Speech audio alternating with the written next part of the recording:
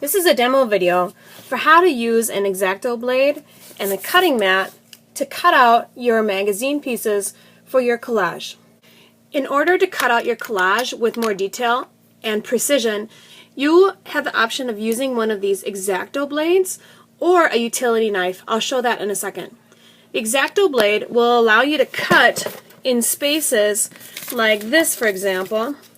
If I wanted to cut out in between his arms right here, or in this circle here, I could do it much more easily with this knife than I can with the scissors.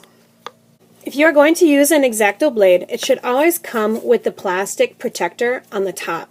You pull the protector off and then carefully put it on the back. The next important step is to have a cutting mat underneath everything that you're cutting. This is a brand new one, so I'm going to take off the cover, the plastic, and put it in the recycling, and then I'm ready to do my cuts.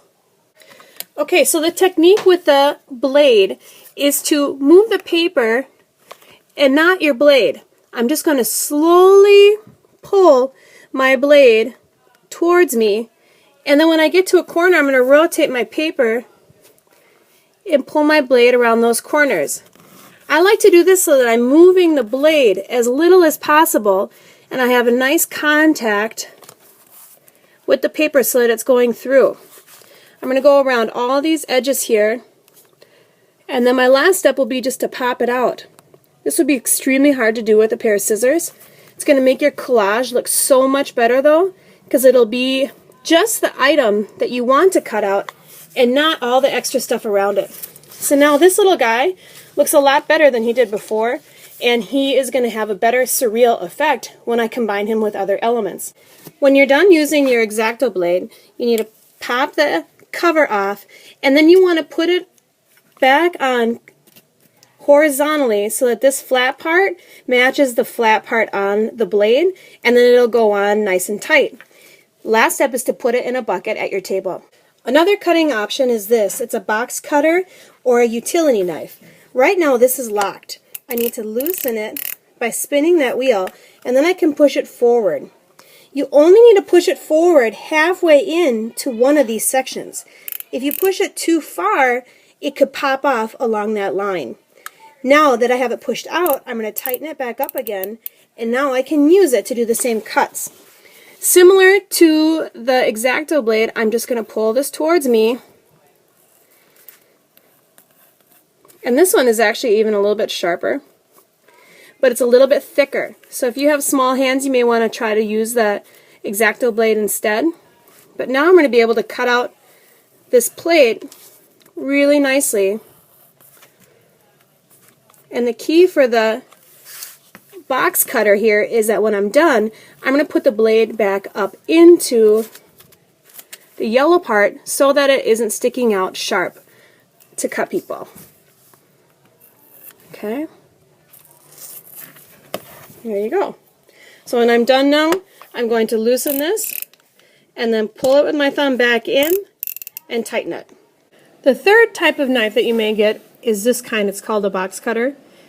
And what you do is you push in with your thumb, you push this part down, and then you slide it forward, and then the blade comes out here. And then when you're done, push it down again, pull it back, and this is how we store it and walk with our box cutter blade. When you're not using the blades, maybe you're looking for other images, they're going to go like this in a bucket at your table. Sometimes there won't be a knife available, and you'll have to just use scissors and cut very carefully around your objects for your collage. In this case, I'm actually just going to cut around this tire with my scissors right along the edge, and I can do this without having to use a blade, and just go very slowly. The blade is really good when you want to cut out the inside of a section, or if you have very small details. In this case, I'm basically just cutting out a circle, so I can use scissors for that. You'll have a few options for your background of your collage. And remember, this is just the paper you'll glue everything to. Your collage should have some sort of an environment or background to your images, not just plain paper. I'm going to go with the medium option here, which is like a piece of construction paper. You could also do a large piece. This is just more work, but if you have really big objects for your surreal collage, it may be a good option. My first step is going to be to make sure that my name is on this collage by taping the rubric to the back of it, and then I'm going to put my name on it because eventually I will use this piece of paper to grade myself and do a peer edit. Okay, so I'm just going to put a little bit of tape on here to hold it in place, and then I'm going to put my name right here. Now, don't worry about filling this out now. We'll do that later. But you may want to start to see what you're going to need in order to get a 4 on this collage, and think about how you're going to make that happen. The next step is, as you have your pieces cut out, you want to make them surreal by combining them somehow so that you get some distortion or proportional change or something kind of weird or dreamlike.